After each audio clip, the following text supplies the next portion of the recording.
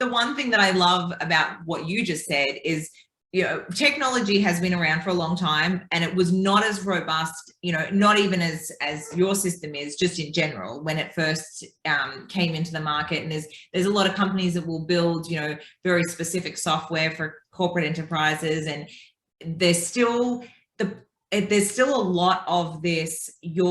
There's technology is only capable of so much, and companies need to either to compromise systems and people to fit into what technology can create or what technology exists, or there's a lot of we need the technology to dictate what the company looks like, and the technology, we build the company or design the processes of the company around what the technology is capable of. Something that is super important is that we don't do that because the problem with technology in that capacity is it's very, very limiting. We ignore a great deal of the value that we have already within the company, or we compromise a great deal of that to fit into this repeatable, reportable system. The thing about your software is that it's so customizable and so designable that companies don't actually need to compromise to fit within it. That we can design a whole company based on what you can offer, or we can design a whole system based on a really successful company. And that's exciting because then it removes a level of limitation that technology has provided for a long time, that companies have been stuck within because it's available to them and it's the only thing that they have access to, or it's the only level of affordability that they can have, but they know to keep up with the modern era and the progression in business that they need to have a certain level of technology to keep up. And your system is, again, we're going back to the scalable from small to huge corporate enterprise. Not only does it facilitate all of those different levels, it's scalable across those levels, but it is also very designable to whatever a company wants to create. So this is not a system that is designed based on, relay steps in a race. It's a system designed based around goals and intentions for businesses that creates no limitation, because it actually will continue to evolve with what they want to create and how they're creating it in real time.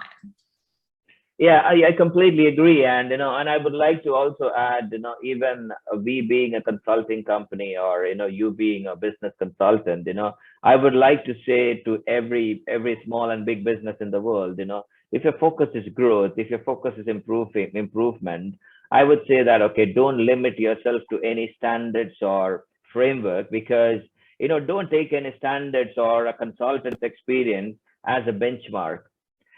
Take that as a baseline. That should be a basics, right?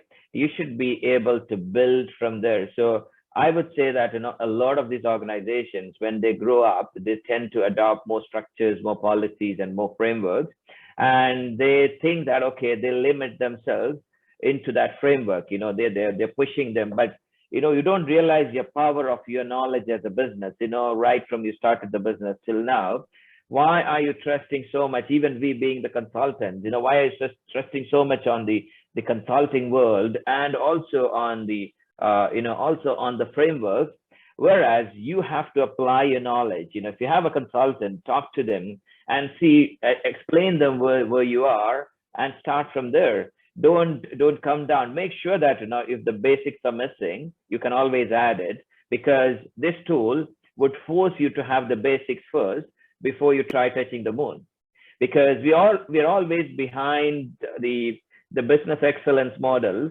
We're always behind the business improvement model, but we have not set the people, we have not connected them to the processes, and we have not connected them to the assets, and we have not even defined the roles and responsibilities of an individual, considering the goals of the organization. So why are you forming departments? Why are you forming an organization? So, this tool would, force you to answer these questions, right from designing an organization structure. So it's a very powerful tool, because, it would force you to stick to the basics and then start from there.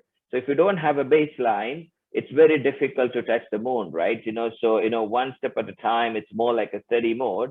Even if you're the biggest company in the world, I think there is a serious need of having, these dynamic approach in every business, because like I said in the past, you are a two people organization, still you can target $1 billion kind of a revenue, considering the way the business is going and the kind of opportunities we have through investors and, different forms of investors and different forms of investments. And, people are happy to invest if you have the right, if you have the right idea and if you have the right goal. Yeah. So they trust you as an individual rather than looking at a 20-year-old organization. So, the times have been changing. Yeah. So what do you think, Jamie? Yeah.